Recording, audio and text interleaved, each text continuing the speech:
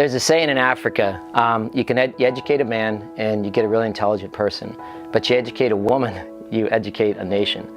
And we thought and have seen this in action when we've been to Africa, and we've seen how women are oppressed a little bit, and that a lot of it's just they just don't have education.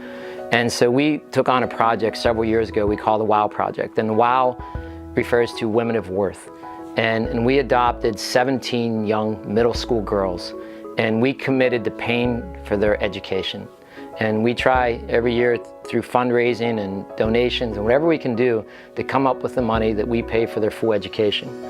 And so what we like to do periodically is go back to Africa and meet our WOW girls and see their progress and just see what's going on with their lives. And we've done that several years. And this year we're going back again. We're going to go in May with a big group.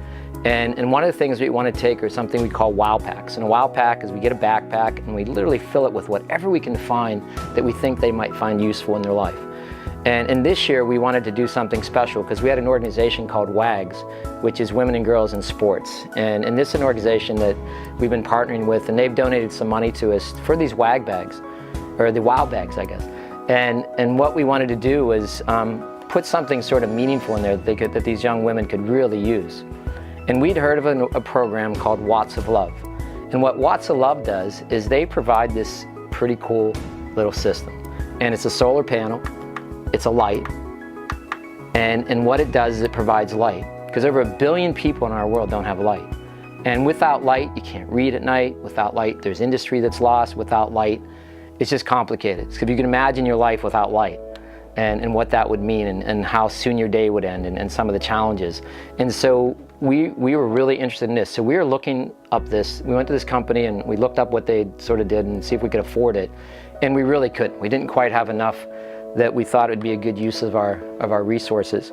So I knew a man named James, and I met him. He'd worked for Watts of Love, and I said, James, we're pretty interested in these lights, and you know the company, would they have a smaller light or a discounted light that we might be able to buy?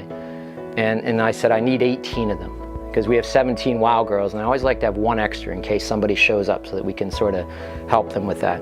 And he contacted the Watts of Love, and they immediately responded, and they had just had a gift. And this gift was it's tragic. A young girl had been killed. She was from Illinois, and she had played volleyball and was really good at it, and her number was 18. And so the family, in her honor, donated 18 of these Watts of Love lights that they could distribute however they wanted.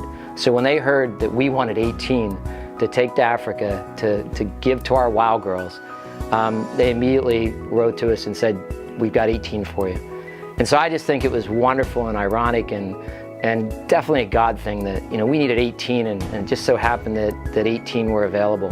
And certainly we will honor the young person that passed, and we'll certainly let our WOW girls know, you know, how this came to be. But we're so excited, and we can't wait to go to Africa. We can't wait to show them these neat lights and give them some opportunity to make some income and to get some light in their life. And that's sort of what we're excited about, and that's Watts of Love. So thanks, it's on my mind today.